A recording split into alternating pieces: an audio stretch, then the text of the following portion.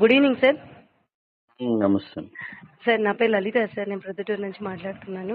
చెప్తాలి sir నేను కీబోలో already రన్నింగ్లో ఉన్నాను సార్.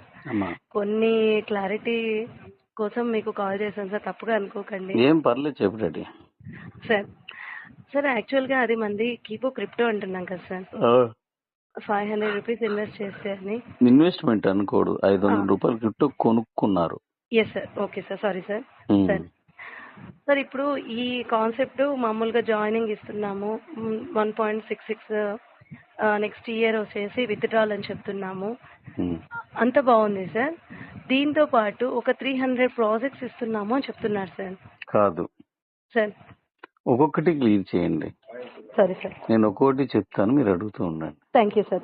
చెప్పండి సార్. ఇక్కడ 1.66 అనేది కొన్నింటికి, 1% కొన్ని రకాల మైనింగ్ కి, 0.75%, 0.50%, 0.25% వేరే మైనింగ్స్ కి, డిఫరెంట్ ఆఫ్ మైనింగ్స్ లోనే అది పెట్టాము. అది మొత్తం కంప్లీట్ అయిన తర్వాత దాని ప్రకారం రిలీజ్ అవుతాయి. Okay sir. దీనివల్ల ఏంటి అంటే ఒకేసారి డంప్ అవ్వకుండా ఉండడం వల్ల కాయిన్ రేట్ పెరుగుతుంది. ఇక తర్వాతది 300 ప్రాజెక్టులు అనేది తప్పు. 300 రకాలుగా నాన్ స్టాకబుల్ ఇస్తానన్నాను. Okay sir. 300 ప్రాజెక్టులు కాదు, ఓకే సార్. 300 రకాలుగా నాన్ స్టాకబుల్ వస్తుంది. అంటే ప్రాజెక్టులు మనకు 4 ఉండొచ్చు, 2 ఉండొచ్చు, 5 ఉండొచ్చు. Okay sir. బట్ వాళ్ళకి వచ్చే ఈ ఇన్కమ్ అనేది, నాన్ స్టాకబుల్ ఇన్కమ్ అనేది, కాయిన్ ఇన్కమ్ అనేది 300 రకాలు ఇస్తాను అన్నాను. Okay sir. ఇది ఇప్పుడు మళ్ళీ మాట్లాడతాలి, ఒక్కొక్కటి మాట్లాడితే నీకు కూడా క్లారిటీ వచ్చేస్తుంది. ఓకే. ఇప్పుడు దీని మీద ఇంకేమైనా డౌట్ ఉంటే ఇది మళ్ళీ మాట్లాడి పర్లేదు. Okay sir. అంటే నాన్ స్టేకబుల్ అనేది 300 టైప్స్ అన్నారు కదా సార్. అంతే. సార్ అది ఏంటివి అనేది సార్, ఎలా అవి ఆ టైంకి అవి రిలీజ్ అవుతుంటాయి. అది ముందు చెప్పడానికి వీల్లేదు, చెప్పాల్సిన అవసరం కూడా ఉండదు. ఎందుకంటే నేను ఎప్పుడు నాన్ స్టాకబుల్ కి మీకు ఏ పని అప్పచెప్పట్లేదు. Okay sir. అవి ఎందుకు ఇస్తున్నాను కూడా నేను చెప్పను కూడా. ఎందుకంటే అది మీరు వర్క్ చేస్తున్నప్పుడు దాన్ని మెచ్చుకోవడానికి నేను ఇస్తున్నటువంటి, కంపెనీ ఇస్తున్నటువంటి ఒక ఫెసిలిటీ. Okay sir. దానికి ఏదైనా పని చెప్పలేదు కదా. ఇప్పుడు మీరు ఒకరిని రిఫరల్ ఇవ్వండి 150 ఇస్తారు అని చెప్పాము మనం. కానీ నాన్ స్టాకబుల్ రావడానికి ఇప్పటికీ నన్ను చాలా మంది అడిగారు, ఏ పని అవసరం లేదు, మీ పని మీకు చేస్తే వస్తుందని చెప్తున్నాను. అవును సార్. చెప్తల్లి. సార్ ఏం లేదు సార్, మామూలుగా మాకు ప్రెజెంటేషన్ ఇచ్చినప్పుడు ఏం చెప్పారంటే, మీరు చెప్పిన నాన్ స్టేకబుల్స్ ఉంటాయి 300. అందులో ఎగ్జాంపుల్ కి కీబో పే ద్వారా వస్తుంది, కీబో డిటిహెచ్ ద్వారా వస్తుంది, ఇలా చెప్పారు సార్. అవును. ఇందులో ఏమన్నా రిలీజింగ్ ఉన్నాయా ఈ మధ్య కాలంలో? అంటే రిలీజింగ్ అంటే అంటే అప్రూవల్స్, అంటే ఐ మీన్ కీబో పే వస్తుంది అని చెప్తున్నారు సార్.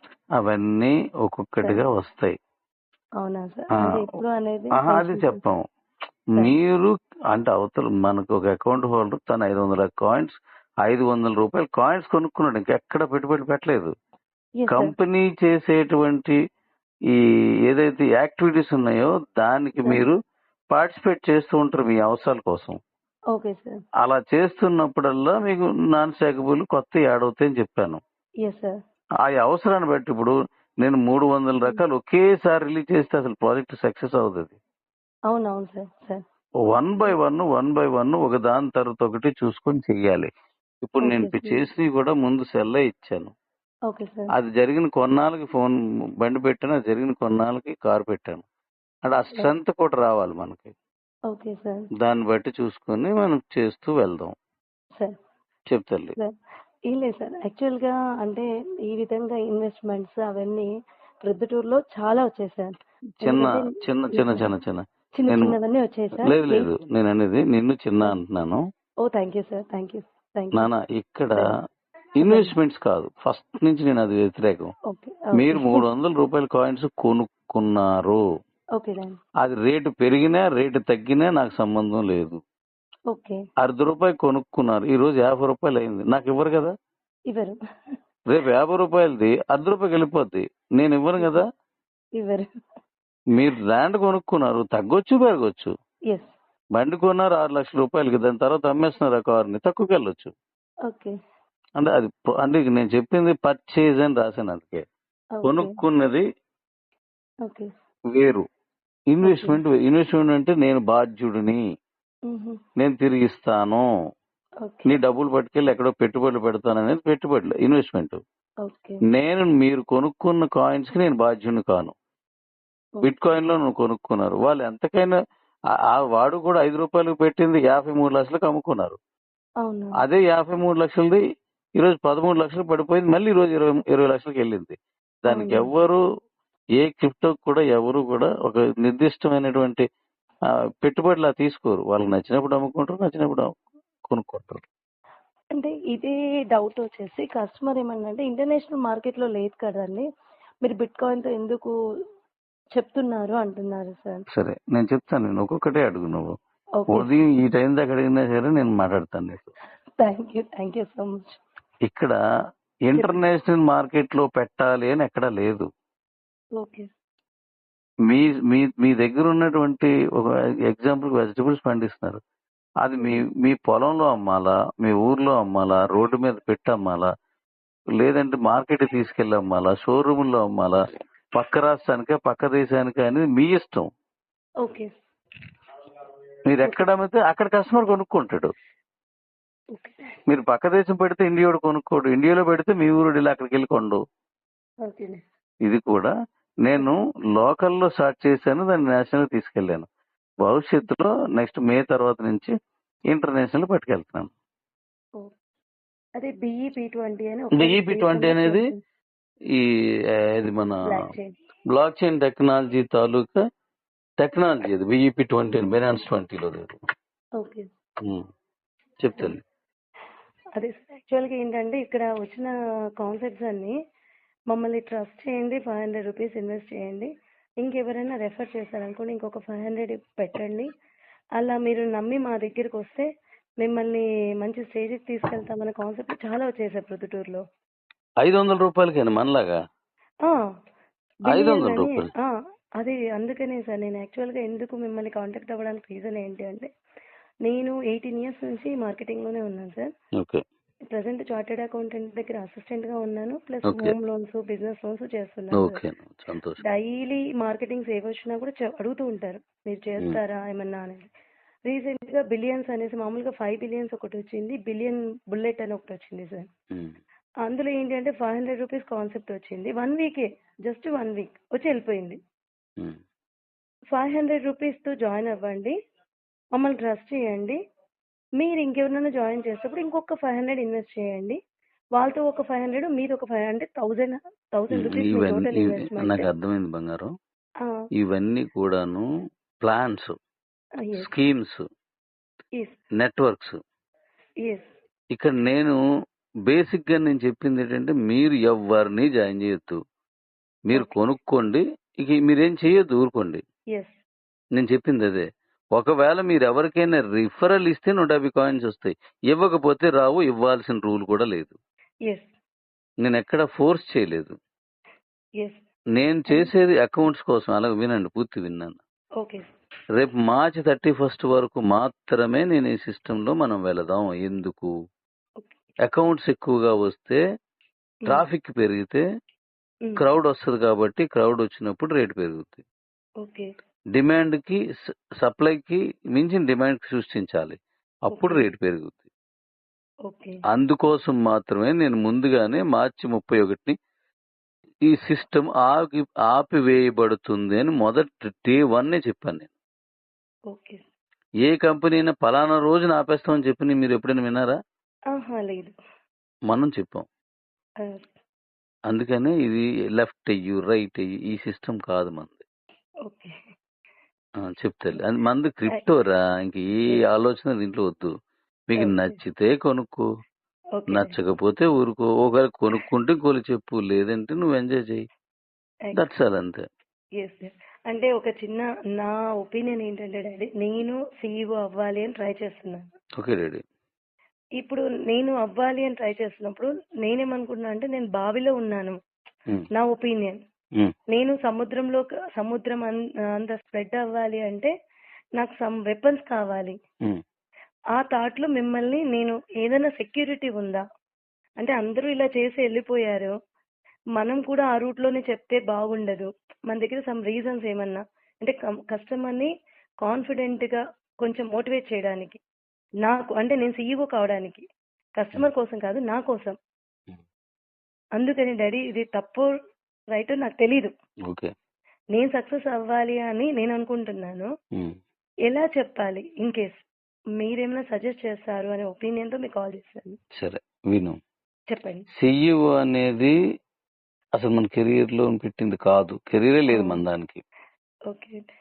సీఈఓ అనేది ఎవరు బాగా చేస్తున్నారో వాళ్ళని గమనించి, అంటే ఎక్కువ మందిని జాయిన్ చేస్తే ఒకటే కాదు నేను చూస్తున్నది, జూనియర్స్ ని ఎలా వాళ్ళు రిసీవ్ చేసుకుంటున్నారు, సీనియర్ తో ఎలా వాళ్ళు రెస్పెక్ట్ గా ఉంటున్నారు, కంపెనీ మీద ఎటువంటి అభిప్రాయం ఉన్నది వాళ్ళకి, కస్టమర్ ని ఎంత జాగ్రత్తగా చూసుకుంటున్నారు, నెక్స్ట్ కంపెనీ మన సంస్థ ఏదైనా చెప్తే దానికోసం వాళ్ళు ఎలా దాని మైండ్ సెట్ అంటే ఎంత ఓన్ చేసుకునే తత్వం ఉంది వాళ్ళకి, ఇలాంటివన్నీ నేను పరిశీలించిన తర్వాత 30 మందిని తీసుకున్నాను. ఆ 30 మందికి ఇప్పుడు ఒక్కొక్కరికి నేను మళ్ళీ 90 తీసుకోండి అని చెప్పాను. ఎందుకు, నేనే తీసుకోవచ్చు కదా, 30 లక్షల్లో నుంచి 30 మందిని తీసుకున్నప్పుడు నేను ఇంకో 270 మందిని తీసుకోలేనా? ఎందుకు తీసుకోలేదంటే ఎలా దీన్ని కొనసాగించాలి, ఎలా పరిపాలించాలి, ఎలా ఎవరితో ఎలా మసులుకోవాలి అనేది, బిహేవియర్ ఎలా ఉండాలి అనేది వాళ్ళకి అర్థం అవ్వాలని, వాళ్ళకి అలవాటు అవ్వాలని వాళ్ళకి అవకాశం చెప్పాను నేను, అంతేగాని నాది నేను చేయలేక కాదు. లక్షలో ఒకరిని తీసినోడిని అదే లక్ష నుంచి ఇంకో 90 తేలేనా? నా సిస్టమ్ లోకి వెళ్ళి నేను టైప్ చేస్తే చాలు వచ్చేస్తారు వాళ్ళు. ఎందుకంటే నేను చెప్పిన సిస్టమ్ లో ఏ కంపెనీ లేదు. మీ ఎంపీని మీ ఎమ్మెల్యేని ఎవడు అడిగాడు? ఎవడైనా? నేను అడిగాను. ఎందుకంటే నేను ఈ నియోజకవర్గంలో ఎంతమంది ఉన్నారు అంటే నాకు ఫింగర్ టిప్ మీద తెలుస్తుంది. ఈ ఒక మండలం రాసి ఎంతమంది ఉన్నారంటే తెలుస్తుంది, ఒక ఊరు రాసి ఎంతమంది ఉన్నారో తెలుస్తుంది. అలాంటిది నేను సెట్ చేసుకున్నాను ఇందులోను. మరి అలాంటప్పుడు ఎందుకు అంటే రానున్న భవిష్యత్తు, రేపు రానున్న వాటిలో కొన్ని ప్రాజెక్ట్స్ అట్లా అవసరం ఉంది. మరి ఇలాంటప్పుడు ఇంతమందిని జాయిన్ చేశారు లేదా ఇంతమందిని కలిగి ఉన్నారని కొట్టడానికి నాకు ఎంత టైం పడుతుంది? కానీ మరి నేను చేసేయచ్చు కదా అది. కానీ అది స్వతహాగా వీళ్ళు నేర్చుకోవాలి. రేపు పొద్దున్న మన తాలూకా ఈ వ్యవహారాలన్నీ వాళ్ళు చెయ్యాలని అంటే వాళ్ళు అనుభవజ్ఞులు కావాలి. అందులో నుంచి వాళ్ళు కరెక్ట్ చేస్తున్నారు లేదో నేను అబ్జర్వ్ చేస్తున్నాను. అందుకోసం తీసుకున్నాను. కానీ సీఈఓ అనేది ఒక పోస్ట్ కాదు, సీఈఓ అనేది అందరూ వచ్చేసేది కాదు. అందుకోసం సీఈఓని అవ్వాలనే కోరుకుండొచ్చు, సీఈఓ అవ్వడానికి మాత్రం ఎటువంటి ప్లాన్స్ లేవు. చెప్తాలి. ఇంకోటి ఏమంటే ఇక్కడ మన సైట్ కీబోర్డ్ లో వెళ్తే ఒక సార్ సెర్చ్ చేశారనమాట. ఆయన ఏమన్నారంటే మీకు క్రిప్టో అనే పర్మిషన్ ఎక్కడా లేదండి, కేవలము ఏదో మ్యానుఫ్యాక్చరింగ్స్ ఉన్నాయి, ఒక 25 lakhs ఇన్వెస్ట్ చేశారు మీ కంపెనీ అనేసి చెప్తూ ఉన్నారు. నేను మాట్లాడినా? చెప్పండి. అసలు క్రిప్టో దానికి పర్మిషన్స్ అంటే ఆయనకి క్రిప్టో గురించి తెలియదు. ఆయనకి ఇండియన్ పర్మిషన్స్ మీద మాత్రమే ఆ కంపెనీ ఈ కంపెనీలో చేసినప్పుడు కానీ, ఏదైనా కంపెనీలో ఉద్యోగం చేసినందుకు కానీ, ఏదైనా వార్తల్లో చదివినప్పుడు కానీ పర్మిషన్స్ ఉండాలి అనేది గుర్తుంది ఆయనకి.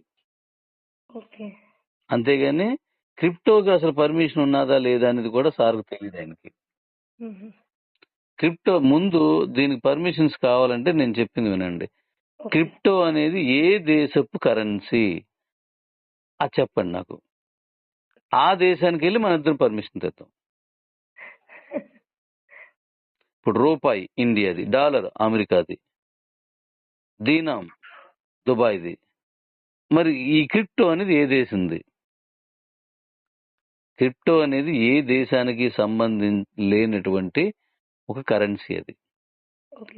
ఏ దేశపు అయితే నేను ఇస్తాను దాని పర్మిషన్ ఇండియా అన్నది అనుకో, లేదు ఇండియాలోనే తెచ్చుకోవాలని తన అన్నారు అనుకో, ఇప్పుడు మీకు చెప్పినైనా అది క్రిప్టో అవ్వదు, రూపాయి అవుతుంది. అప్పుడు రూపాయి ఎప్పుడు పెరగదు, ఎప్పుడు తగ్గదు. నీకు పుట్టినప్పటి నుంచి నీకు జ్ఞాపక శక్తి గుర్తుపెట్టినప్పటి నుంచి రూపాయి ఎప్పుడైనా 101 పైసా అయ్యిందా? లేదు. పోనీ రూపాయి ఎప్పుడైనా 99 పైసలు అయ్యిందా? లేదు. మరి అప్పుడు రూపాయి, అందుకే రూపాయితో వ్యాపారం చేస్తారు కానీ రూపాయిని వ్యాపారంగా తీసుకోరు. క్రిప్టో అనేది పెరుగుతుంది, తరుగుతుంది కాబట్టి క్రిప్టోని వ్యాపారంగా చూస్తారు. అంటే వ్యాపారం మీన్స్ క్రిప్టో అసెట్ అంటాం మనం. రూపాయితో ఆస్తులు కొనుక్కోవచ్చు కానీ రూపాయి ఆస్తి కాదు, అవునా కదా? ఎందుకు అంటే అది పెరగదు, తగ్గదు. దాన్ని కొనుక్కుంటే ఉపయోగం ఉంది అది. అలాగే క్రిప్టో అనేది పెరుగుద్ది, తగ్గుద్ది కాబట్టి ఇది ఒక భూమిలా, ఒక బంగారులో, ఒక కారులా, ఓ ఇల్లులా వస్తువు. ఆస్తి, వస్తువు అంటే ఆస్తి, అసెట్. అందుకే నిర్మలా సీతారామన్ గారు మనకి పార్లమెంట్ సమావేశాల్లో క్రిప్టో ఇది అసెట్, క్యాష్ కాదన్నది ఆవిడ. కాబట్టి ఇప్పుడు మీకు ఎవరైతే అడిగారో వారికి తెలియదు. ఏ దేశం కూడా క్రిప్టోని అడాప్ట్ చేసుకోవడానికి లేదు. ఏ దేశం వాళ్ళైనా కొనుక్కోవచ్చు, ఏ దేశం వాళ్ళైనా అమ్ముకోవచ్చు. 2, 25 లక్షల రూపాయలు పెట్టారనడానికి ఆయన దగ్గర అంత మేధాశక్తి ఏంటో నాకు తెలియదు. ఒక బినాన్స్ 20 అని తేవాలంటే ఎన్ని కోట్లు ఖర్చు అవుతుందో ఆయనకి అడగండి, చెప్తారని చూద్దాం. ఒక క్రిప్టోని క్రియేట్ చేయాలంటే ఎన్ని కోట్లు ఖర్చు అవుతుందో తనకు అడగండి. లేదు, ఒక బ్లాక్ చైన్ టెక్నాలజీలోను ఎంటర్ అవ్వడానికి ఎంత ఖర్చు అవుతుందో తనకు అడగండి. ఎక్స్చేంజ్ పెట్టాలంటే ఎన్ని కోట్లు ఖర్చు అవుతుందో తనకు అడగండి, తెలిసి చూద్దాం. నేనేమంటానంటే ఆయన మీద ఏం దాడి చేయట్లేదు, తనకు తెలియదు నాన్న. వాళ్ళకి తెలిసిని వాళ్ళు మాట్లాడుతున్నారు అంతే. చెప్పమ్మా. అది ఇప్పుడు మీరు ఇస్తానన్న కాయిన్స్ కానీ రెఫరల్స్ కానీ ఏ బేస్ కింద ఇన్కమ్ ఇస్తున్నారు అనేసి అడుగుతున్నారు. Please again. అంటే ఏం సర్టిఫికేషన్ లేకుండా ఇలా మేము 1.66 ఇస్తాము, లేదంటే 0.75 ఇస్తాము, ఈ విధంగా పర్సంటేజ్ ఇవ్వడం కానివ్వండి, కాయిన్ 500 రూపీస్కు 10 కాయిన్స్ ఇస్తామని కానీ, మీరు ఏమైనా సిస్టమ్గా లైసెన్స్ తీసుకున్నారా? మీ ఓన్ క్రియేషన్సా? ఓన్ క్రియేషన్ ఉండదు, లైసెన్స్లో ఉండదు. మళ్ళీ లైసెన్స్కి వచ్చారు వాళ్ళు. నేను ఇప్పుడే చెప్పాను మీకు లైసెన్స్లు ఉండవు దీనికని. ఇక్కడ రేటును అంటే 500 రూపాయలకి ఎన్ని కాయిన్స్ వస్తే అన్నీ ఇస్తున్నాం మనం. ₹1 ఉన్నప్పుడు ఎన్ని ఇచ్చాం మనం? 250 ఉండేది ఆ రోజు, 500 కాయిన్స్ ఇచ్చాం. 500 ఆ తర్వాత 300 రూపాయలు చేసాం, 600 కాయిన్స్ ఇచ్చేవారు. అప్పుడు ఏం చేసామంటే ఇలా కాదని చెప్పేసి 500 రూపాయలతో క్లోజ్ చేసి అలా పెంచుకుంటూ వెళ్ళడం కరెక్ట్ కాదు, పేదోడికి ఇది దూరం అయిపోద్దని నేను భయపడి కేవలం 500 రూపాయలకి ఆ రోజు రేటు ప్రకారం ఎన్ని కాయిన్స్ వస్తాయో అన్ని కాయిన్స్ మాత్రమే ఇవ్వాలి అని చెప్పాను. అన్ని కాయిన్సే మీకు వస్తాయి అని చెప్పాను. అలాగే దాని ధర కూడా నేను మీరు నిర్ణయించుం. దానికి డిమాండ్ అండ్ సప్లైలో ఎంతమంది ఉన్నారు, ఎన్ని కాయిన్స్ చలామణిలో ఉన్నాయి అనే దాని మీద మీరు రోజు కొంటున్నారు, అమ్ముతున్నారు, చూస్తున్నారు. కాబట్టి దాన్ని బేస్ చేసుకునే క్రిప్టో ఎప్పుడు పెరుగుతుంది. ఇప్పుడు మీ దగ్గర స్టాకబుల్ కాయిన్స్ ఎన్ని ఉన్నాయి? నా ఒక్క ఐడియాలో అయితే నియర్ బై 8-5 ఉన్నాయి. అంటే 8,500. ఓకే. సేలబుల్ ఎన్ని ఉన్నాయి? Level 1 or 2 only. అంటే నువ్వు కొనుక్కొని వచ్చాయి. 1 or 2 ఉండదే. నాన్ స్టాకబుల్ కాదు నేను చెప్పింది, స్టాకబుల్. సేలబుల్ వచ్చేసి ఏం లేవు. ఎన్నాళ్ళైంది జాయిన్ అయ్యి నువ్వు? నేను ఈ మంత్ డాడీ. అయితే నీ సేలబుల్ రావు, 0 ఉంటుంది నీ సేలబుల్. ఇక్కడ స్టాకబుల్ అనేది కౌంటబుల్ రాదు అమ్మకానికి, సేలబుల్ మాత్రమే కౌంట్ అవుతుంది. మన వాళ్ళందరి 40 లక్షల మంది దగ్గర ఉన్న ఎన్ని కలిపి 1 కోటి 2 కోట్ల కాయిన్స్ ఉన్నాయి అనుకోండి. స్టాకబుల్ దగ్గరకు వచ్చేసరికి 100 కోట్లు 200 కోట్లు ఉంటాయి. స్టాకబుల్ అనేది ఎప్పుడు అమ్మడానికి అవ్వదు, సేలబుల్ మాత్రమే అమ్మాలి. కాబట్టి సప్లై మీకు 40 లక్షల మంది ఉంటే దాని తాలూకా ఇది టర్న్ ఓవర్ అయ్యే కాయిన్స్, టర్న్ ఓవర్ అయ్యే కాయిన్స్ మీ దగ్గర 2 లక్షలే ఉన్నాయి. సర్క్యులేషన్ మైనింగ్ అంటారు దాన్ని, సర్క్యులేషన్ కాయిన్స్ అంటారు. ఎన్ని సర్క్యులేట్ అవుతున్నాయంటే 200 కోట్ల కాయిన్స్ స్టాకబుల్ ఉంటే 2 లక్షల కాయిన్స్ మాత్రమే సేలబుల్ ఉన్నాయి. Yes dad. అకౌంట్ మీరు కస్టమర్స్ ఫ్లోట్ మాత్రం 40 లక్షలు ఉన్నారు.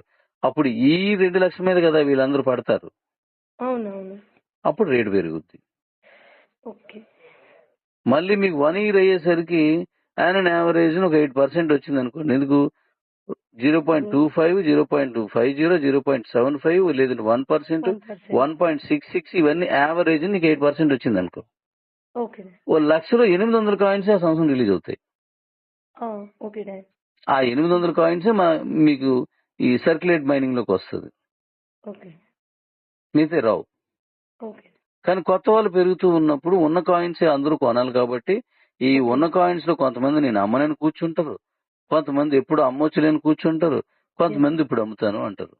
ఎస్. అలా అమ్ముతానని మాత్రమే ఎవరైనా కొనగలరు సర్క్యులేషన్ మైనింగ్ లో కూడా. ఓకే. ఈ కారణం చేత రేటు పెరుగుతూ ఉంటది. ఏ కాయిన్ అయినా అంతే. ఓకే. అలా ఉన్న రేటు ప్రకారం ఆ రోజు 500కి ఎన్ని వస్తున్నాయి అన్ని ఇస్తున్నాం మనం. ఓకే. అంతే. మనం ఇవ్వడం కాదు, వాళ్ళు కొనుక్కుంటున్నారు. ఓకే. అదే కీబో పే ఆల్రెడీ 15th ఇది లాంచింగ్ అంటున్నాను. లేదు లేదు లేదు కీబో పే అనేది ఎప్పుడు చేయాలో ఆ వర్క్స్ అని నేను చూస్తాను. దానికి ఒక ప్రాసెస్ ఉంది. ఆ ప్రాసెస్ ప్రకారం వెళ్తాను. ఓకే. అంటే ఇప్పుడు డిటిహెచ్ సర్వీసెస్ కు కాయిన్స్ ఇచ్చారు మీరు. అవును అవును అవును. ఓటీటీస్ కి ఇచ్చారు. అది ఇప్పుడు యాక్టివేషన్ ఉండదనే? లేదు, అది మీరు ఎప్పుడైతే నేను ఓటీటీని రిలీజ్ చేశానో వెంటనే మీరు దాన్ని లాగిన్ చేసుకుంటారు. ఓకే. అప్పుడు మీకు ఆ కాయిన్స్ మీకు మనుగడలోకి వస్తాయి. ఓకే. ఎప్పుడైతే డిటిహెచ్ నేను చేశానో ఆ రోజు మాత్రం మీకు ఆ కాయిన్స్ మైనింగ్ లోకి వస్తాయి. అంటే సెల్ మీకు యూజేజ్ లోకి వస్తాయి. అది కూడా నెలకి నేను 99 రూపాయలు విలువైన క్రిప్టో మాత్రం బయటకు వస్తుంది. మిగతా అన్ని స్టాకబుల్ లోనే ఉంటాయి. ఓకే. మీ కాయిన్ రేటు 50 రూపాయలు ఉంది ఈ రోజు. 2 కాయిన్స్ వస్తాయి. ఈ రోజు డిటిఎస్ గానీ లేకపోతే మనం ఓటీటీని కానీ రిలీజ్ చేస్తే కాయిన్ రేటు 100కి వెళ్ళింది, ఒక్క కాయిన్ వస్తుంది. కాయిన్ రేటు 1000 రూపాయలకి వెళ్ళింది 0.1% మాత్రం వస్తుంది. ఓకే. అలా వస్తాయి అన్నమాట. ఓకే. చెప్పమ్మా. అయితే సెక్యూరిటీ అంటే ఏమి ఉండదు. జస్ట్ సెక్యూరిటీ అంటే నేను మళ్ళీ ఇందాక చెప్పాను మీకు. నేను మీ దగ్గర డిపాజిట్ తీసుకున్నానా అప్పుడు సెక్యూరిటీ ఇస్తాను.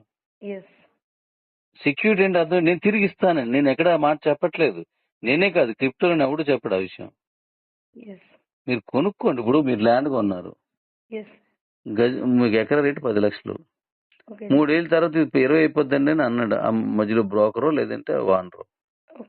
అది మీరేం సెక్యూరిటీ ఇస్తారంటే దొబ్బిమని చెప్తాడు. 3 సంవత్సరాలు 2 సంవత్సరాల తర్వాత అది తరుగుద్ది అది తెలీదు.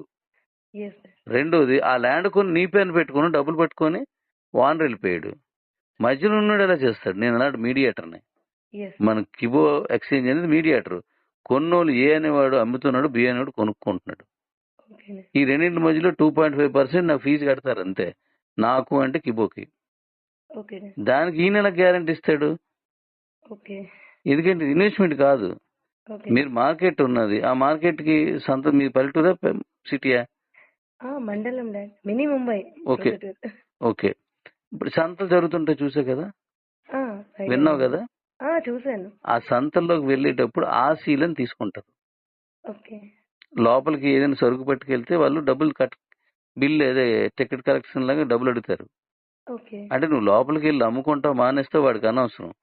లేదు సినిమా థియేటర్కి వెళ్ళావు, లేదంటే ఎక్కడైనా సైకిల్ స్టాండ్ ఉన్నది అక్కడికి వెళ్తే 20 రూపాయలు 30 రూపాయలు తీసుకుంటాడు. అంటే అర్థం ఏంటి? నువ్వు లోపలికి వెళ్ళి ఏం చేస్తావు వాడికి అనవసరం. ఇక్కడ పార్క్ చేసే కాబట్టి నా డబ్బులు కట్టమంటాడు. నువ్వు వచ్చే వరకు దాన్ని భద్రత చేస్తున్నాడు. ఇక్కడ ఎక్స్చేంజ్ కూడా ఏం చేస్తుంది? మీరు ఇచ్చినటువంటి కాయిన్స్ అమ్మకానికి ఇలా ద్వారా వీళ్ళకి అమ్ముకోండి ఆ అమ్ముకునే దారి చూపిస్తుంది.